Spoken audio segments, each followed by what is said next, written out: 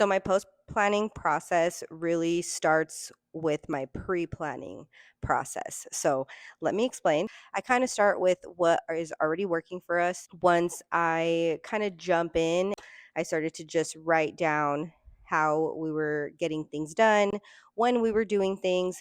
And then after a while, I start to just develop this flow to the day, and I can easily predict what we're going to do tomorrow. So even if, let's say, you have nothing written down, you just have a general idea, just get started with the day. As soon as you do a few things, write it down. Maybe write down the time when you got them done, and then, maybe take a break, write down when you took a break. So kind of just track like your day for the first like week or two. And then after that, you can kind of see where you can adjust certain things and add certain things or even take away certain things. Sometimes we put a little too much on our plate than we think, we can handle. So for example, for me, I started out with just on the notepad, and then, well, I actually started out with just this notebook that I have, and I just started writing things down, curriculum and, daily, weekly, whatever I thought I was going to do.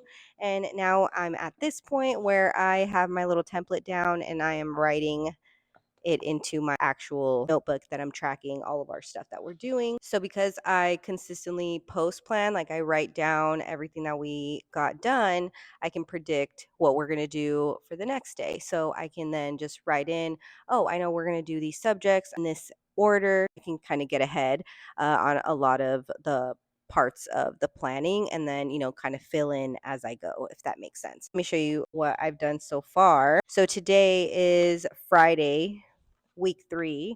So here's my page that I already filled out, right, for today, and it's updated, right? But here is next week on Monday.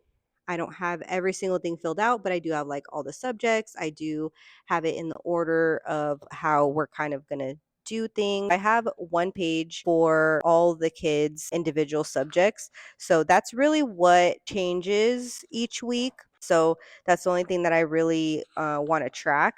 As far as our family subjects, I just have a list of the family subjects that we're going to do, and I can just check it off as I go. I don't write all the details of what we're going to do or anything like that.